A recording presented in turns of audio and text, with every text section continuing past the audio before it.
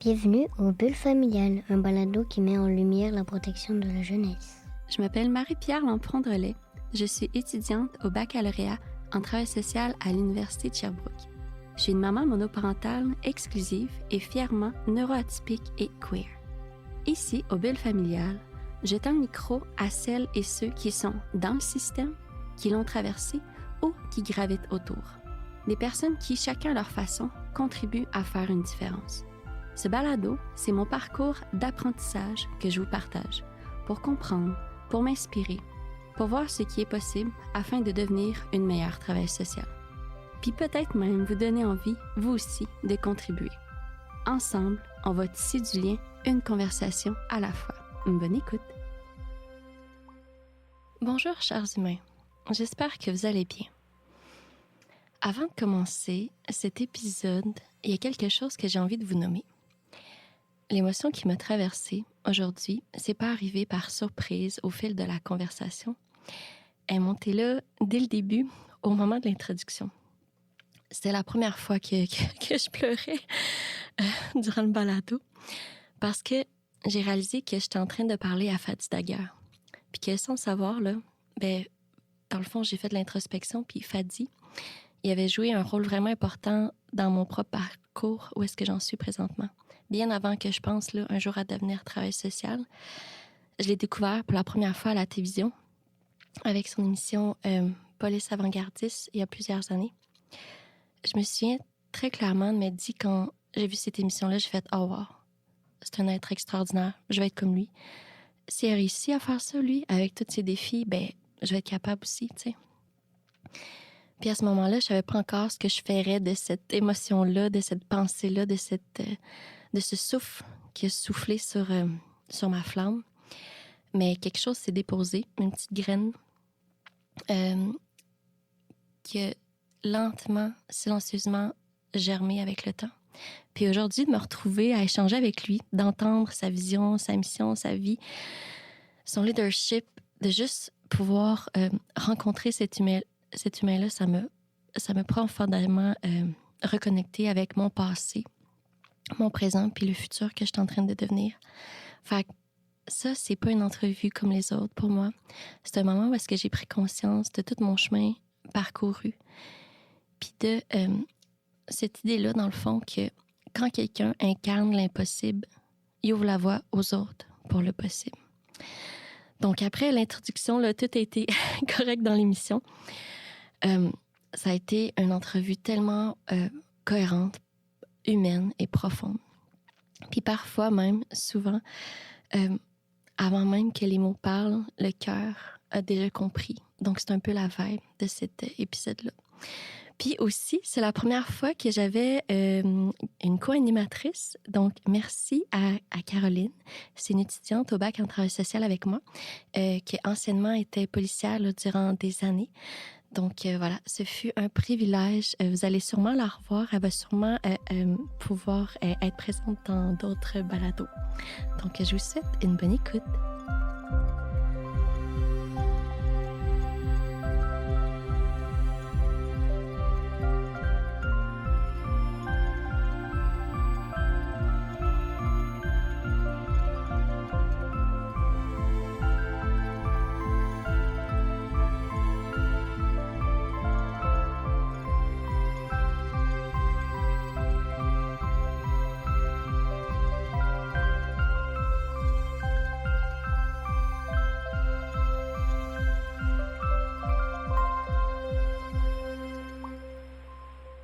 Bon matin, Monsieur Fadi. Merci d'être là, présent avec nous. C'est vraiment un immense privilège parce que vous êtes occupé. Dans le fond, je vais être honnête avec vous. Vous êtes un de mes humains préférés qui existe sur Terre présentement. Voyons donc. Ah oui, oui, je veux dire pourquoi. Parce que vous êtes exempt d'ego. Vous êtes vraiment là pour une mission sociale extraordinaire. Vous êtes humble, puis vous êtes vraiment très concret. Vous avez l'audace de vos ambitions, puis ça, c'est vraiment inspirant. Si je regarde par là, c'est parce que j'ai ma petite feuille de notes. Ici, j'étais un peu nerveuse. Il n'y a pas de problème. Donc, moi, je vous ai connu avec l'émission de télé sur Tout.tv avec Police avant-gardiste, bien avant que je commence mon bac en travail social. Puis j'ai été tellement impressionnée parce que je connaissais vraiment pas c'était quoi la police, en fait. Puis grâce à ça, j'ai vraiment vu que c'était plus qu'un uniforme. C'était vraiment le lien humain à humain. Puis quand j'ai commencé à faire avant mon bac en travail social, excusez, j'étais un peu émotive, mais j'ai fait comme un peu de l'immersion. T'es fine. C'est ça, parce que vous êtes inspirant. Bref, j'ai fait, avant mon bac en travail social, du temps avec les itinérants, avec les personnes en déficience mentale, avec les personnes âgées. Donc, voilà. Puis là, on est en 2e année au bac en travail social. Puis, je voulais vous dire que, dans le fond, vous êtes comme un... Si, mettons, vous auriez fait votre bac, puis vous seriez... que vous payeriez l'air du test, vous seriez sûrement un des meilleurs travailleurs sociaux qui existent. Parce que je vais vous lire un petit texte que vous avez écrit. Vous avez écrit « Les valeurs et les principes d'équité, de respect, de dignité et de justice doivent s'appliquer pour tout le monde. Ce n'est que de cette façon que nous parviendrons à renforcer notre lien sacré avec les citoyens, lequel est essentiel à la légitimité du travail policier et à la confiance que la population, toutes les populations nous portent. » Donc, voilà. Je voulais juste, aujourd'hui, le but de notre conversation, c'est de vous mettre en lumière, de mettre en lumière vos innovations sociales pour inspirer d'autres humains à contribuer. Wow. Merci. Merci. Écoutez, mais il y avait, au tout début, vous avez dit quelque chose par rapport à ma mission, à ma cause de vie. Et c'est vraiment, j'ai zéro ego. Ma blonde me dit la même chose. Tu n'as pas d'ego, tu n'as pas de... Je dis, non, je suis pas du tout dans... Je suis vraiment, je sais pas, je suis en mission de vie. Voilà. Je suis en mission de vie, puis pour moi, ça a été un honneur d'être le chef à Longueuil. J'ai beaucoup appris de l'équipe de Longueuil. Quand on me ramène ici, je leur dis à la blague, parce que mon nom Daguerre, et je leur ai dit, si je reviens à Montréal, parce que ça allait très bien à Longueuil, puis j'avais re-signé 8 ans de plus à Longueuil. Donc ça m'aurait donné 13-14 ans de directeur, mais je leur ai dit à Montréal, si je reviens, bon, je mets tout à risque, ma santé physique, ma santé mentale, parce que c'est 10 fois plus demandant en termes de médiatique, pression sociale, pression de partout, syndicale et tout. Mais ici, je viens parce que j'ai une cause et je suis en guerre dans le sens que je m'en viens en mission. J'ai une mission à accomplir. Sinon, je serais resté à Longueuil, puis ça allait très bien. Donc, c'est gentil comment vous l'avez décrit depuis le début, parce que c'est ça, j'ai pas d'agenda caché, je dis ce que j'ai à dire. C'est pas parfait. On a beaucoup de travail à faire. Et tu sais, quand on dit, je sais pas comment on dit, si on est sur notre X. Mm-hmm. Moi, je me sens vraiment sur mon X. Puis, voilà. Alors, je suis prêt. Merci beaucoup. De rien, ça fait plaisir. Puis, dans le fond, tu sais, monsieur, madame, tout le monde, il fait sa routine de métro, boulot, dodo. Souvent, quand on veut créer quelque chose de nouveau, ben, il faut qu'on ait un petit peu un surplus. Vous, est-ce que vous avez toujours fait de l'innovation sociale ou un moment donné, il y a eu comme un point de rupture? Je sais que vous marchez beaucoup, puis que vous avez de l'inspiration. Tu sais, vous n'êtes pas nécessairement en train d'écouter la musique ou des balados, vous êtes vraiment tout seul avec vous-même. Puis, c'est ça, y a-tu des éléments déclencheurs? Vous avez-tu des trucs pour les gens pour comme croire en leur inspiration puis comment les incarner? Premièrement, justement, est-ce qu'ils ont des inspirations? Je pense que c'est important que les gens qui nous écoutent, et chaque humain, selon moi, a des inspirations, a une vision, a des rêves. Et souvent, pour toutes sortes de raisons, pression sociale, pression de la famille, pression de toutes sortes de choses, on les met de côté. Puis on les emmagasine, puis on dit oh, je le ferai plus tard. Moi, mon discours, il y a eu un film qui a été tourné et j'en faisais partie, j'étais un des intervenants principaux. C'était un film, il y avait Zéro tolérance, puis il y avait un autre, c'était La couleur du temps, en 2000. En 2000, c'est à l'ONF, je suis allé revoir le film. Et les mêmes mots que je disais en 2000, je suis en train de les dire en 2026. Donc, je n'ai jamais changé mon discours. J'ai toujours eu certaines idées en tête. J'ai toujours eu certaines causes, certains rêves. Mais je les ai, cultivés et gardés vivants comme une plante. Je les ai arrosés une fois de temps en temps. En 2005, vois, je te parle du film de 2000, où je parlais de la même manière que je parle aujourd'hui. En 2005, on m'a donné l'opportunité d'être le chef d'un poste de quartier à Saint-Michel, à Montréal. C'est un poste de quartier où tu pleures 2 fois. Tu pleures lorsque tu es nommé comme commandant et tu pleures lorsque tu dois quitter le poste parce que tu ne veux plus quitter. Mhm. Tellement tu as adoré les gens. Parce qu'au début, tu arrives là, tout le monde te dit que c'était un Bronx, c'était un gang de rue, puis finalement, c'est des humains incroyables. Mhm. J'ai côtoyé des gens incroyables. Et quand je suis arrivé au poste 30, la vision que j'avais depuis le 2000, là, j'ai commencé à la mettre en place, mais surtout grâce à des policiers et des policières du poste 30.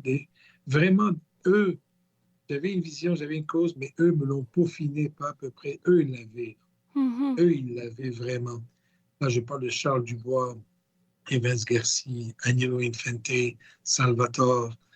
Des gars et des filles, il y avait aussi, comment elle s'appelle, Paola, qui avaient une manière d'approcher les gens. Et justement, au lieu que ce soit tolérance zéro, eux, ils ont enlevé le mot zéro. Ils ont gardé tolérance. Mais tout en faisant le travail policier, ça amenait toute une autre dimension de la police. On faisait des arrestations, on faisait des opérations répressives quand même. Mais combien on respectait la dignité humaine des jeunes, Mhm. malgré la répression qu'on devait faire, on leur expliquait le pourquoi. Mhm. Et c'est là que certains mots me sont venus avec Charles Dubois, et je leur ai dit, ce que je réalise, c'est qu'on ne naît pas criminel. Mhm. On peut parfois le devenir pour toutes sortes de raisons, des trajectoires, de toutes sortes de raisons. Et lorsqu'on l'est, on ne l'est pas 24 heures sur 24. Mhm. On l'est parfois pas du tout. Donc, comment on peut récupérer ces gens-là Mhm. avant qu'ils ne retombent dans la criminalité ou dans les mauvaises fréquentations? Ça, c'est beaucoup Saint-Michel. Et Saint-Michel, je me suis peaufiné beaucoup ma vision. Et c'est à ce moment-là, en 2000, j'ai fait 2005 à 2010. En 2011, j'ai commencé à réfléchir. J'ai dit, tu as fait ça dans un quartier, peut-être tu devrais le faire pas en Montréalais.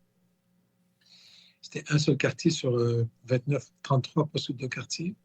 Et en 2015, j'ai eu l'opportunité de me présenter comme chef de police à Montréal, parce que là, je voulais vraiment que ma cause soit mise de l'avant et vraiment multiplier les initiatives qu'on a faites à Saint-Michel, partout à Montréal. Mhm. À ce moment-là, le maire au pouvoir ne m'a pas choisi. OK. Et 2016 en 2015, en 2016, la ville de Longueuil m'a approché, Mhm. l'agglomération de Longueuil. J'ai accepté et Longueuil est devenu mon laboratoire. Donc, ce que je peux dire aux gens, c'est que si vous avez une cause, des rêves, il ne faut surtout pas les laisser s'endormir, il faut les entretenir, Mhm. un peu les arroser et il faut qu'elles restent vivantes pendant tellement d'années. Remarquez, depuis 2000, j'ai une vision Mhm. et en réalité, j'ai développé de 2005 à 2010 localement Mhm. dans un quartier de 70 000 personnes. En 2016, en arrivant à Longueuil, là, je l'ai développé pendant 6 ans dans une ville qui avait 450 000 personnes.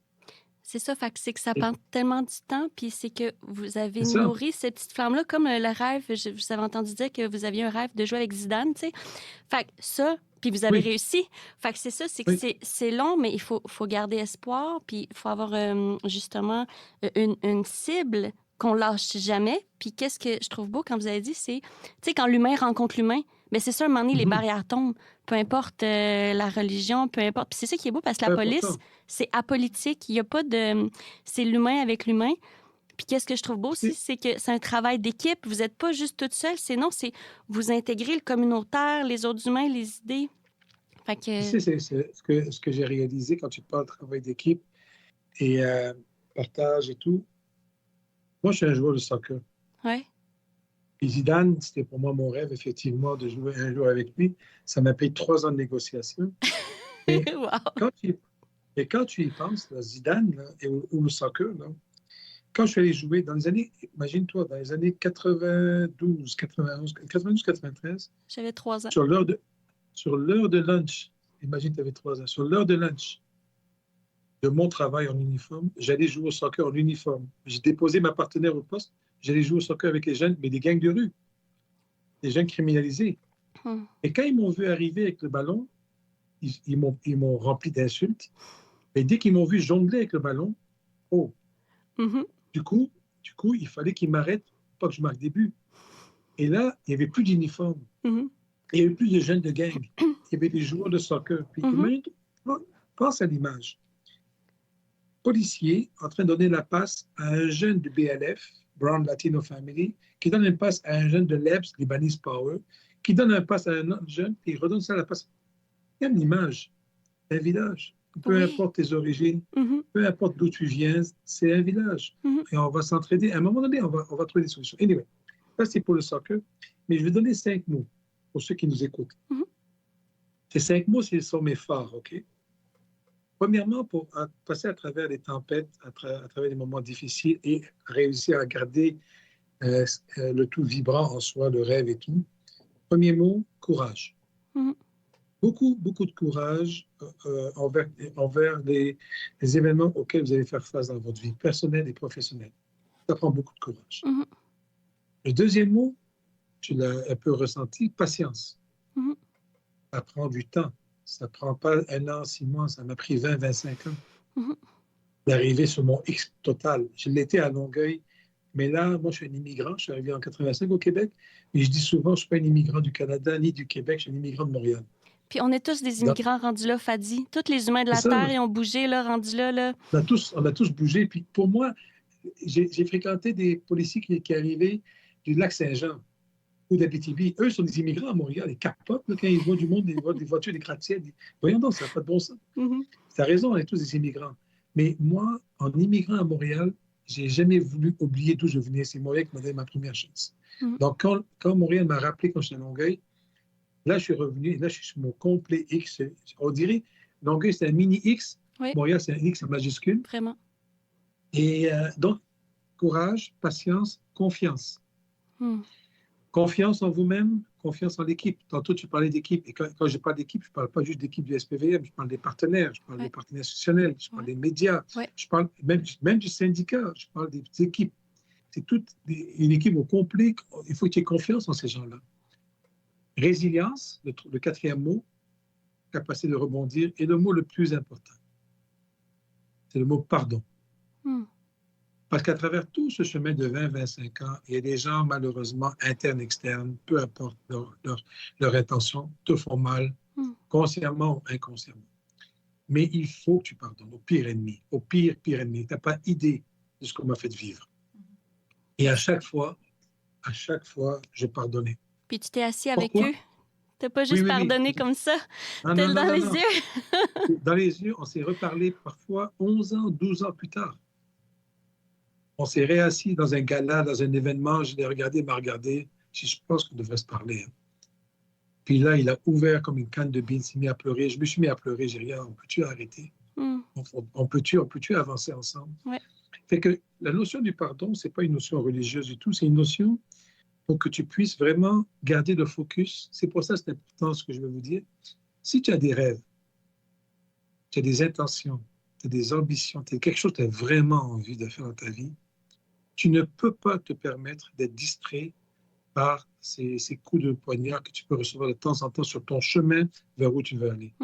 Quand ça arrive, il faut qu'intérieurement, tu trouves un angle, une raison de te dire, moi je pardonne, je veux avancer, je veux continuer.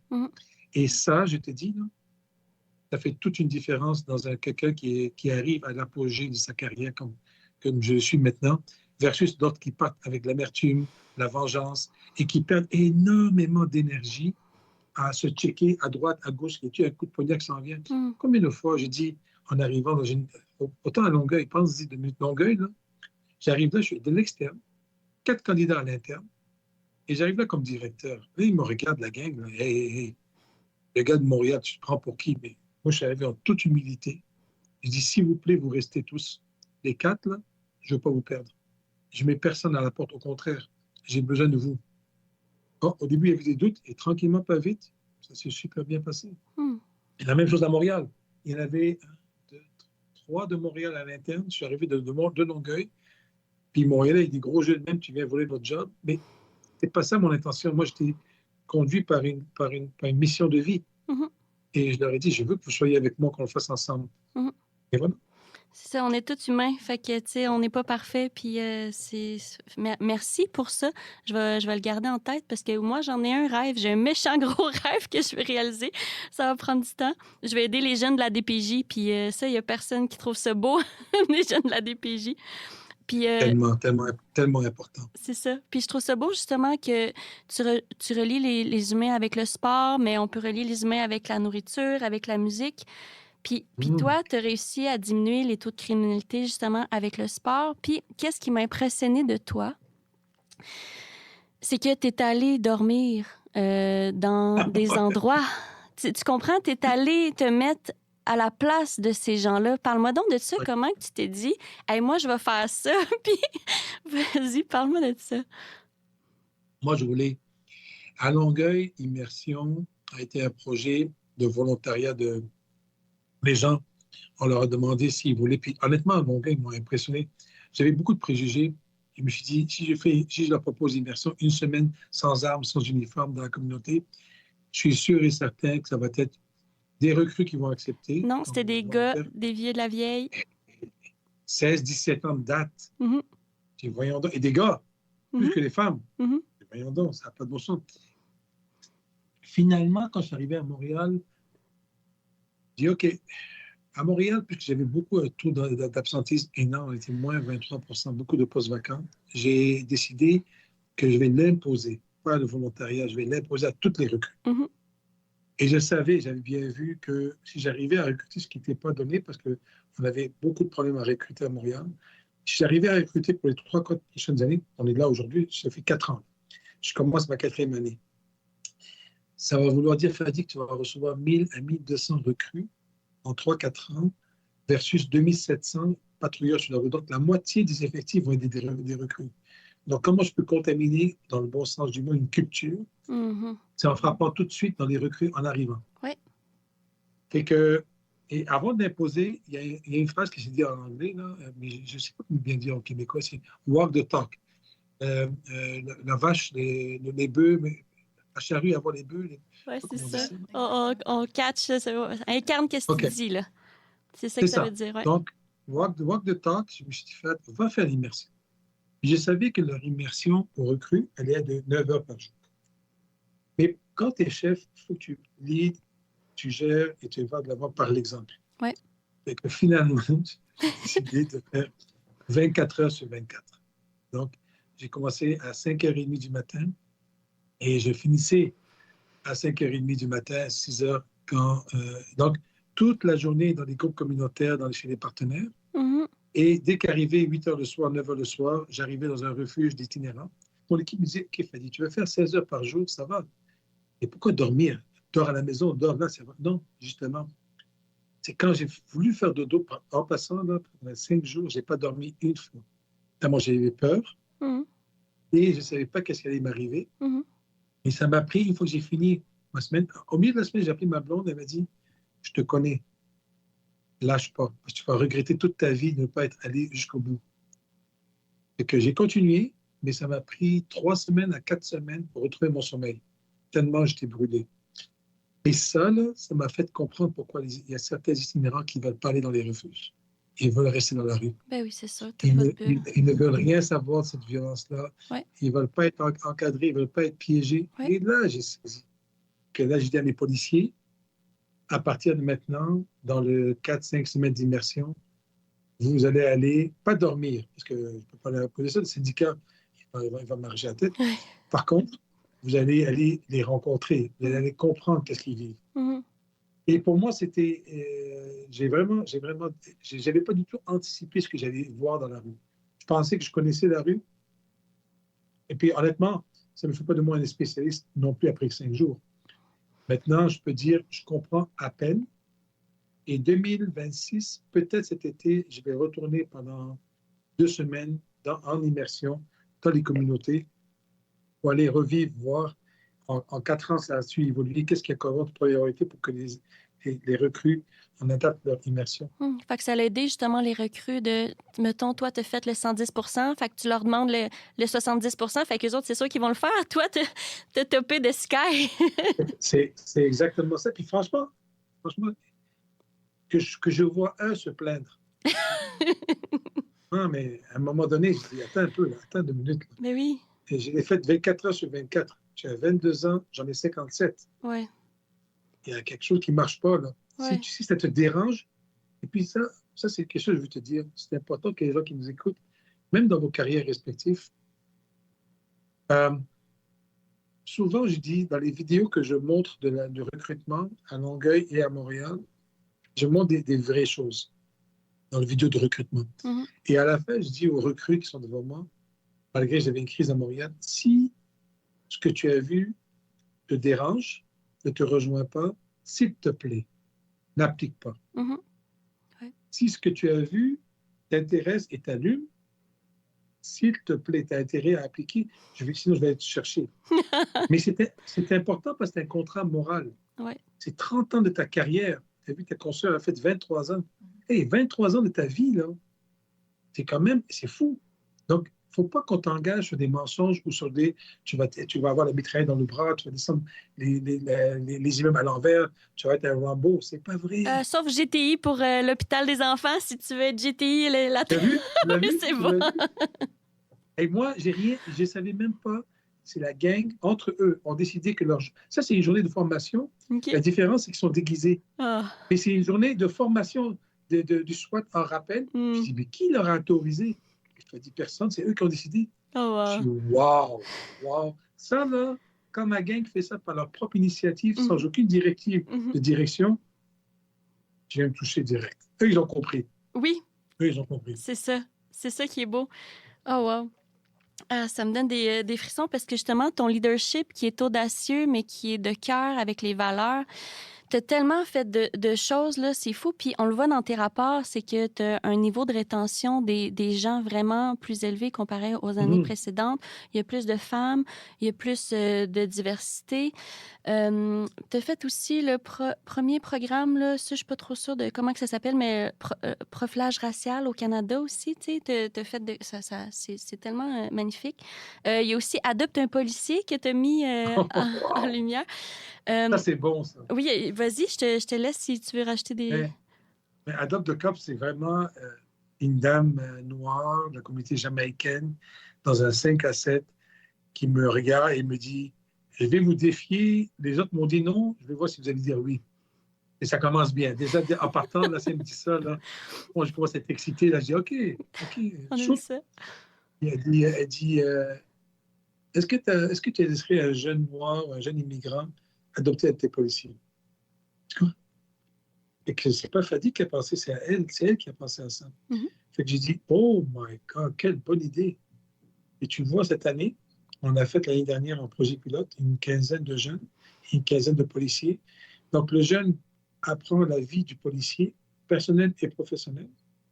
Et le policier va dans la vie personnelle et professionnelle du jeune. Écoute, moi, les préjugés, encore une fois, préjugés, est-ce qu'on va avoir 15 jeunes? On en a eu 45. On n'a pas pu prendre plus que 15.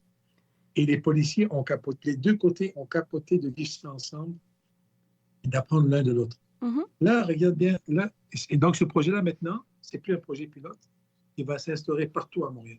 Ah, wow, Fadi. Là, regarde bien ce qui s'en vient. Là, on est-tu le 20, 21? On est 20, quoi, là? 20 janvier. Le 28 janvier. Oui, 20.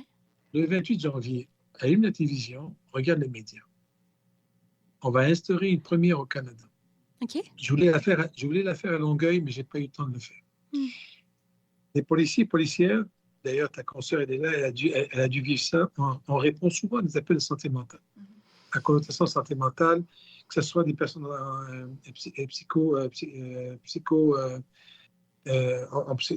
détresse psychologique, ouais, en psychose exactement, ou des personnes qui sont dans la schizophrénie ou dans l'autisme et tout. Et que là, avec la Fédération, l'Association des autistes du Québec, ils ont accepté, les familles qui sont volontaires, ont accepté d'écrire l'histoire de leur personne, de leur famille qui est autiste dans la maison et qui fait des crises. Elles ont accepté de partager cette expérience-là, qu'on puisse le mettre dans l'ordinateur des policiers lorsqu'on va sur un appel d'urgence chez eux. Ouais. Donc là, on a créé une historique. Exemple, chez Fadi, j'ai un enfant qui est autiste, si j'appelle 911, s'il vous plaît, traitez-le comme ça, parlez-lui comme ça, Ouais. sortez telle affaire. Mhm. Tout va être sur l'écran avant d'arriver sur les lieux.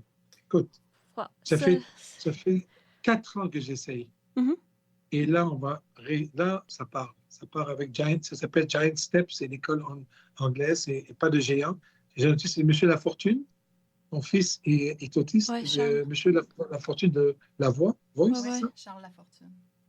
C'est ça, Charles Lafortune va être avec moi. Puis on va annoncer ce partenariat entre la police et les milieux de l'autisme pour que si on intervient, parce que malheureusement, on n'est pas des experts en santé mentale, puis malheureusement, les parents appellent, puis malheureusement, parfois, ça finit mal avec la police. Ouais. Au lieu qu'on les aide, ça s'empire. Mhm. Au lieu de taiser la personne, au lieu d'utiliser l'arme à feu, ce qu'on ne veut surtout pas faire comme policier, mais là, Mhm. on va être outillé, on va être beaucoup mieux outillé. Avant d'arriver sur l'appel, on va savoir comment lui parler, comment transiger avec lui ou elle. Ça, pour moi, c'est de la proactivité, c'est de la brillance. C'est vraiment travailler intelligemment, de manière proactive et éviter les événements malheureux à l'avance. Que ça va sortir le 28. Adopt Cop, c'est un peu ça. On marie les cultures policières et jeunes pour comprendre l'un et l'autre. Et là, il y en a un autre projet à Equinox qui va sortir aussi en février. Dans la presse, tu le regarderas vers la fin février. Une policière, un psychiatre dans l'auto.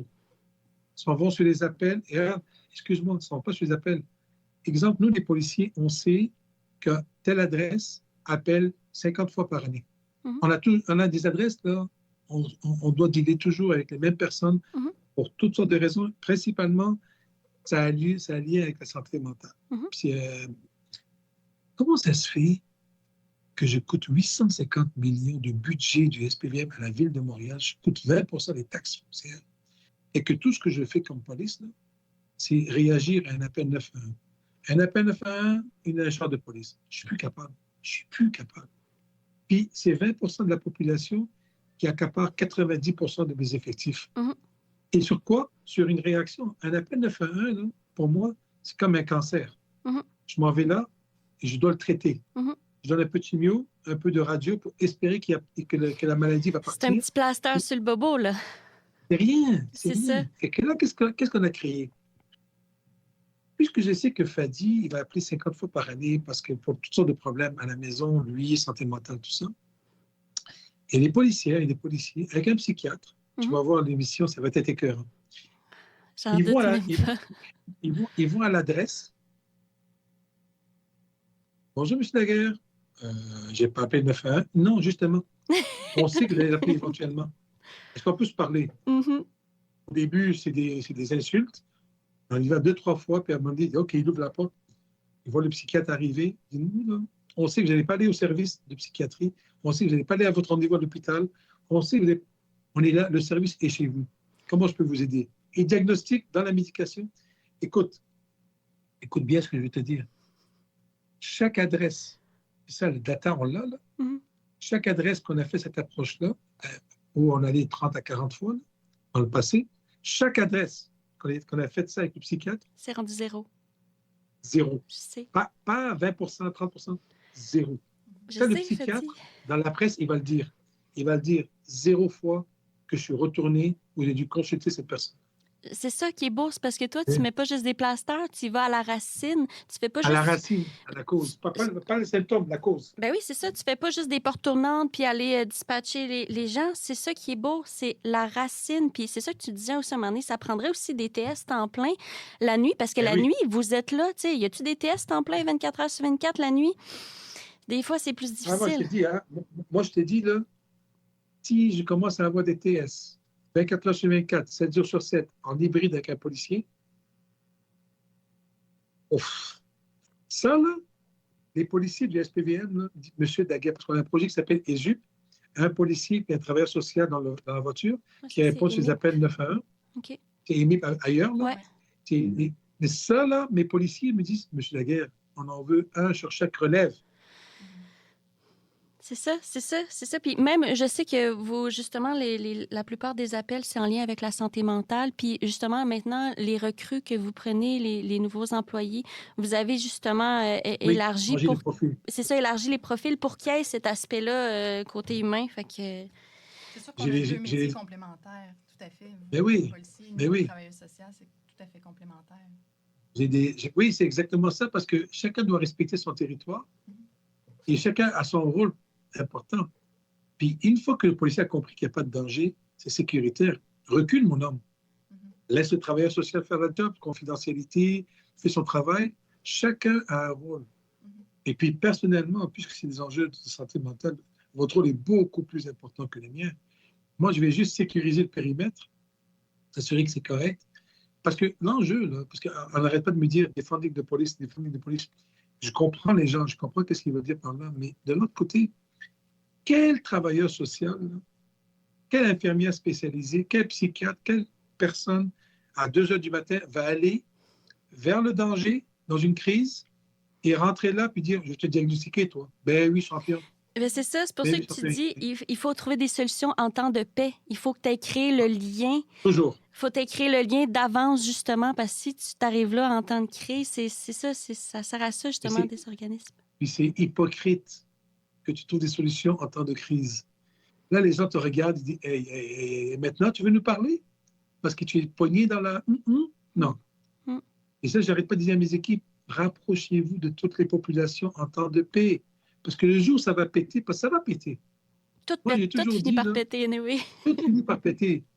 Mais si ça pète et que tu as tellement nourri des plantes, tu as mis de l'eau, Ouais. tu as tellement nourri ton jardin, eh oui, il y aura un creux, mais le reste des plantes va fonctionner. Le jardin va continuer à fleurir. Oui, c'est comme tu dis, comme une famille. Une famille, quand tu as confiance, quand tu as l'amour, qu'il y ait des hauts puis des bas, tu es là. Au moins, tu es là. Fait que c'est ça qui... Ouais.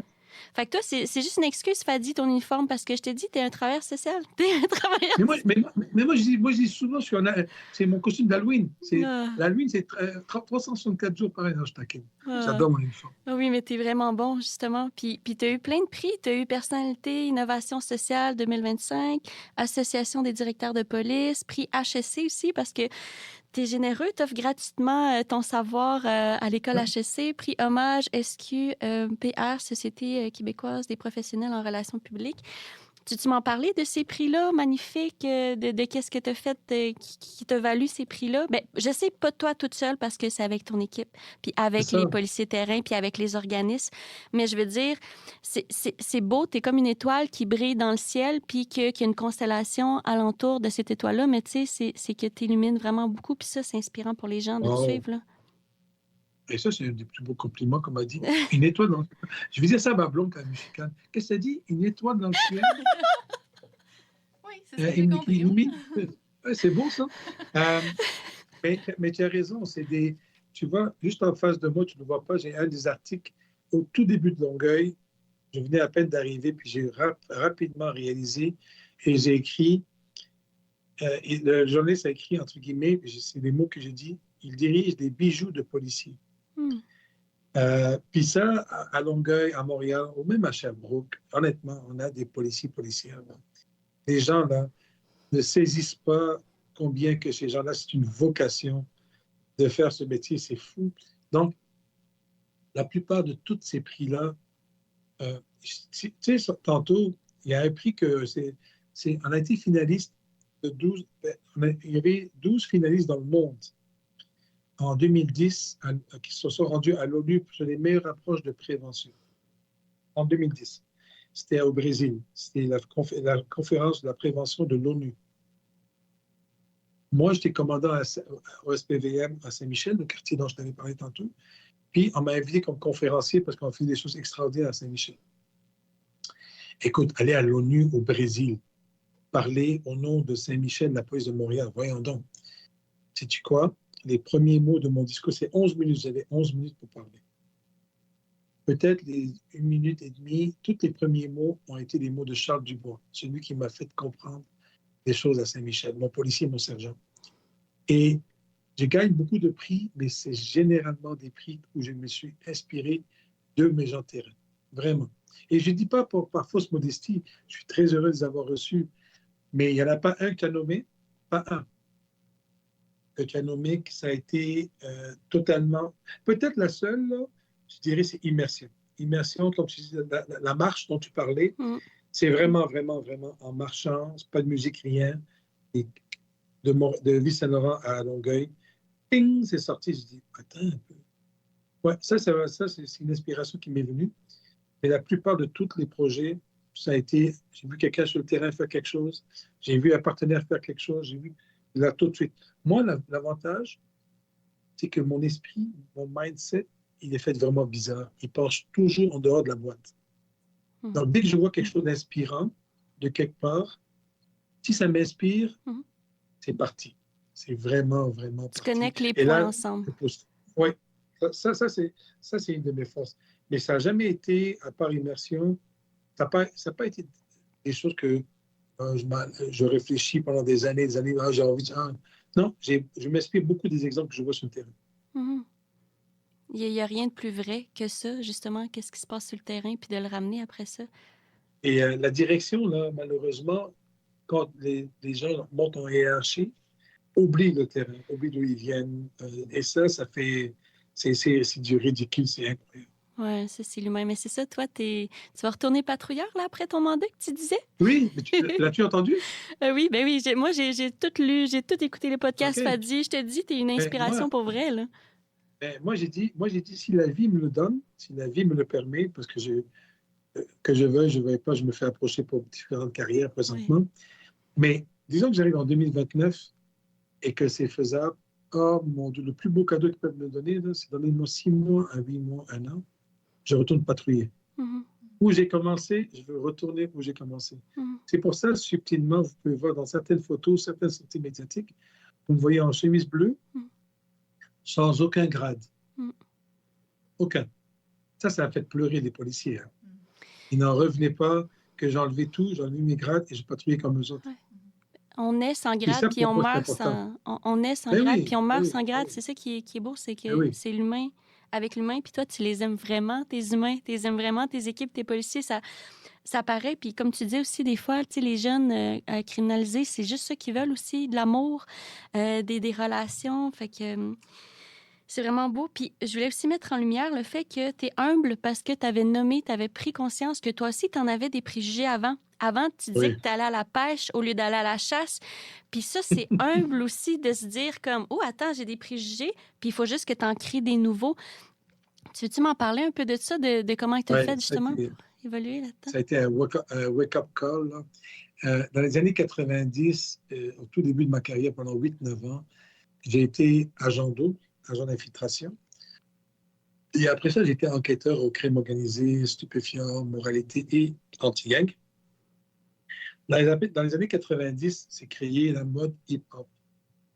Et dans cette période-là, la musique hip-hop attirait beaucoup les jeunes de la communauté noire avec des chaînes en or, puis des dents dorées, puis des véhicules Hammer.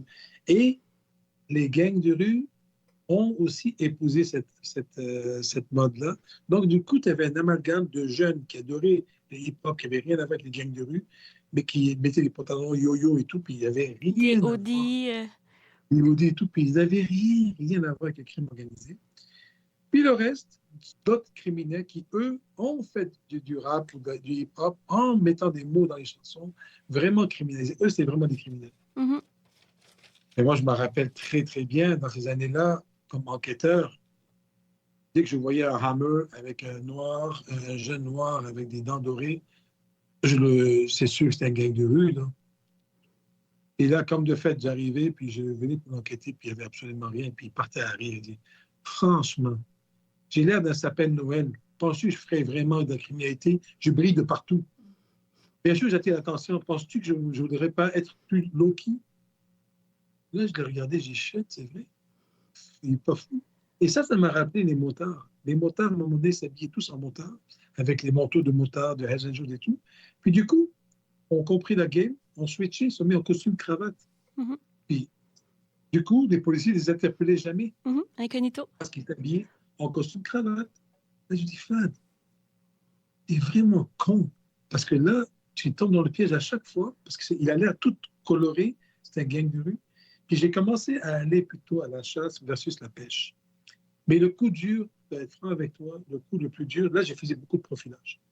Mais le coup le plus dur pour comprendre que tu fais du profilage, c'est le 11 septembre 2001. Lorsqu'il y a eu les attentats de New York, les 2 tours, c'est la communauté arabe, musulmane, libanaise, qui a été visée par les autorités dans le monde entier.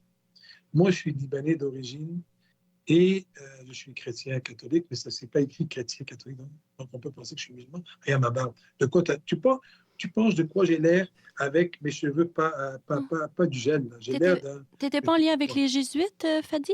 Chrétien Oui, catholique? Puis oui. jésuite, Moi, OK. je suis vraiment... Je suis quelqu'un qui est croyant et pratiquant. OK. Mais peu importe, mon look faisait peur. C'est Ouais. qu'arriver aux douanes, on m'enquêtait de manière systémique. Donc, on me faisait vivre du profilage. Ouais.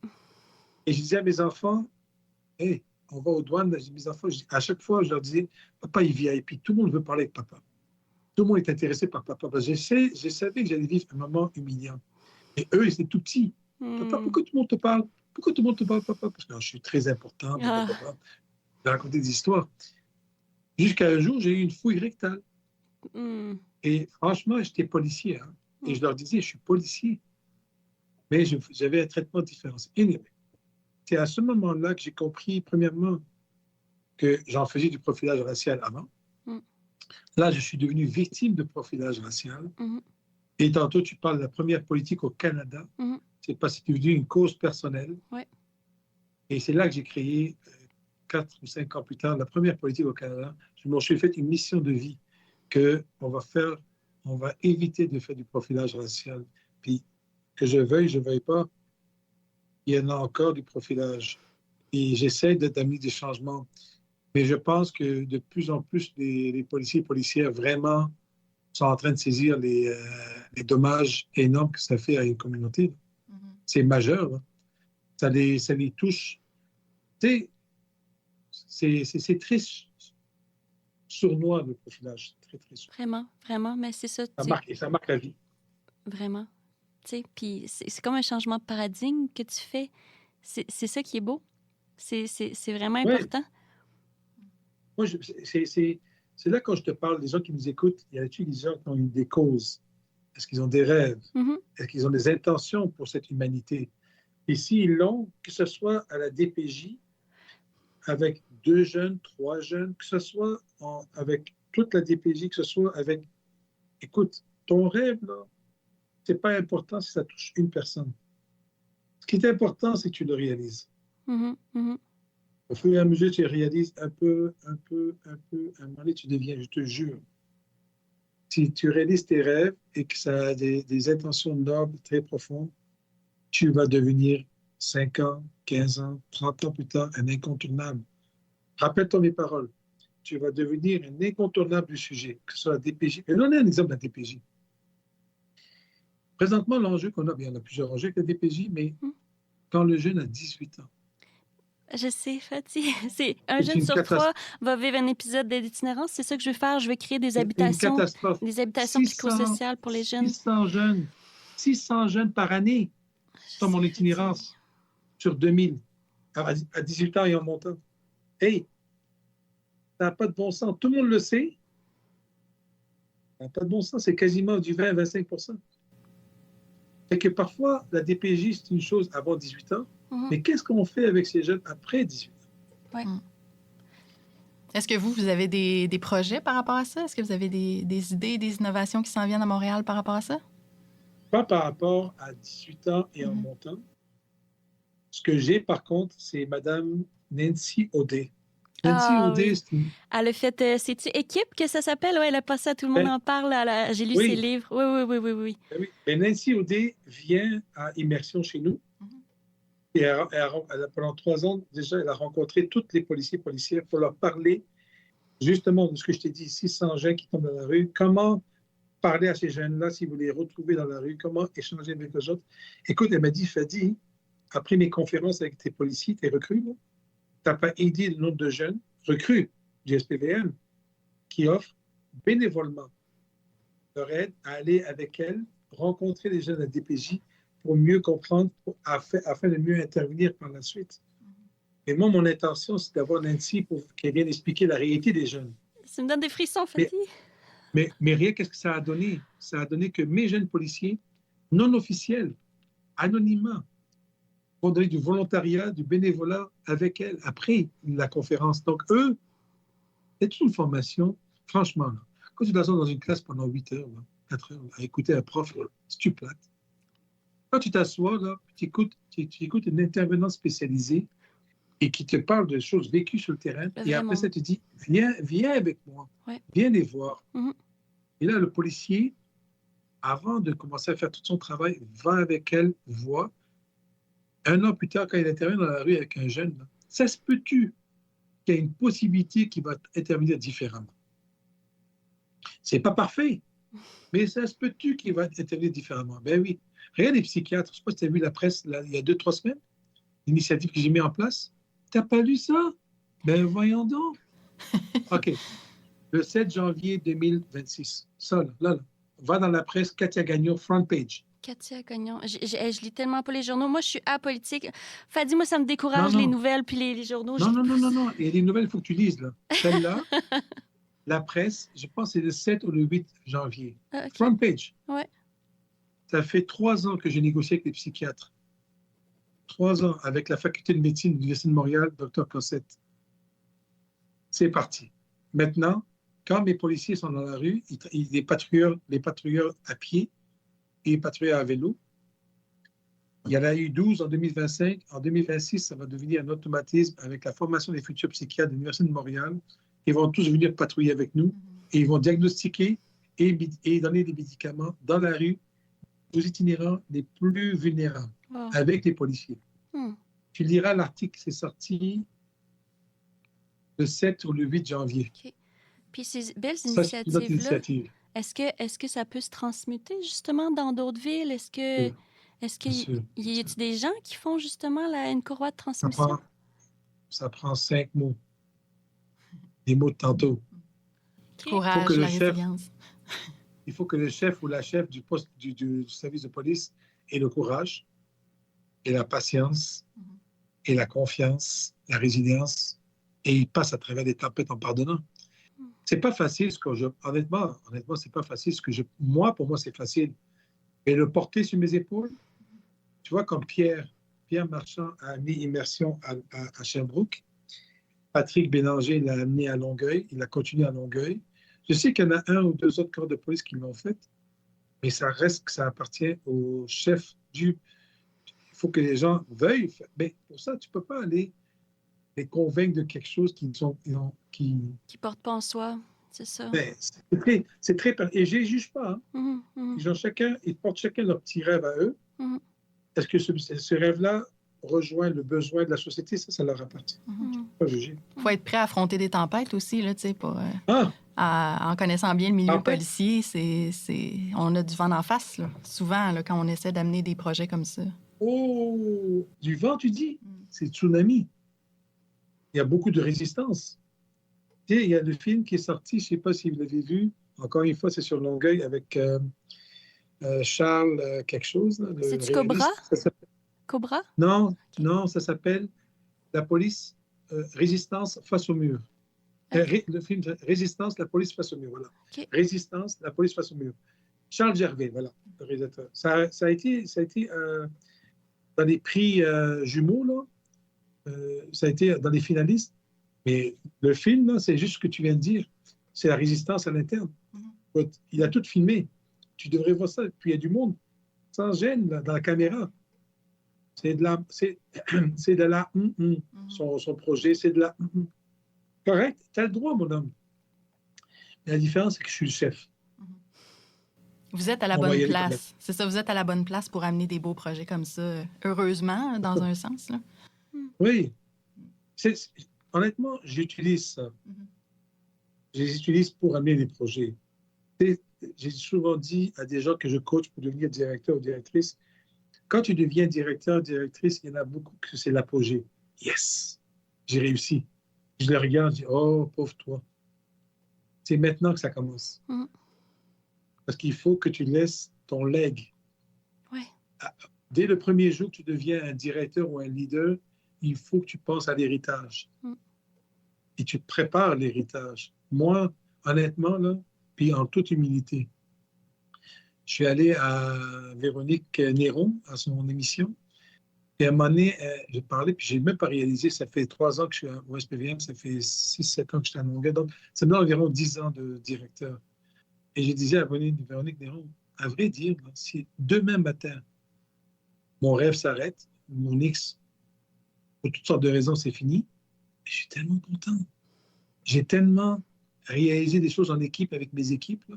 Je suis tellement fier de ce qu'on a fait ensemble que quelqu'un vienne après, le continue et le persiste, puis ça va dans le même sens, je serais encore wow.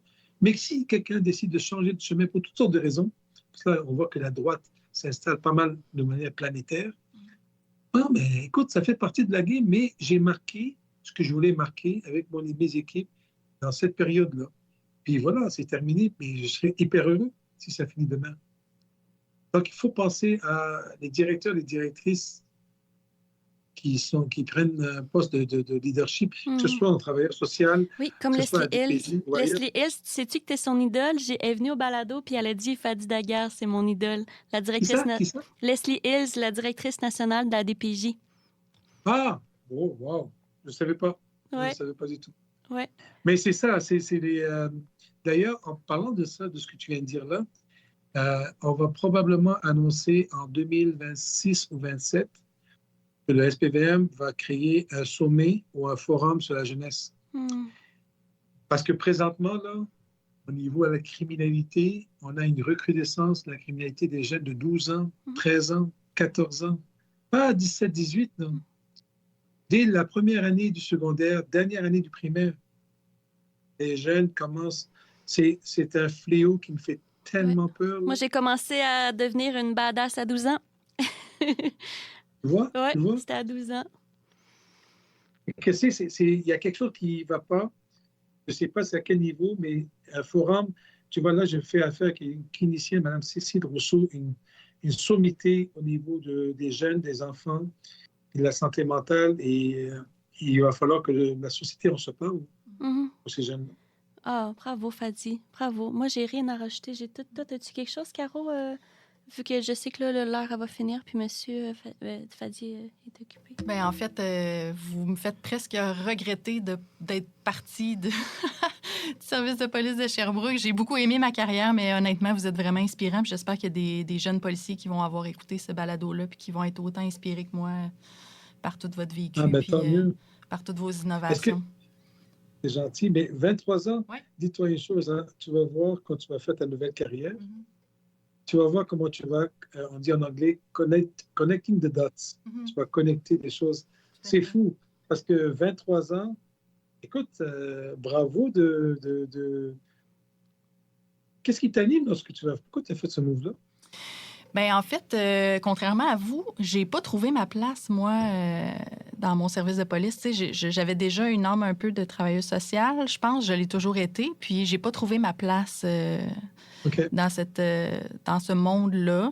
J'avais le goût de changement. Je me suis lancée. Ça prend un brin de folie, je pense, pour prendre cette décision-là. Puis, honnêtement, je regrette absolument rien, mais je suis très fière, par exemple, des 23 années que j'ai données. C'est vraiment pas... j'ai pas de regrets. Pour moi, ça va être 2 carrières complètement séparées, mais connectées en même temps. Là.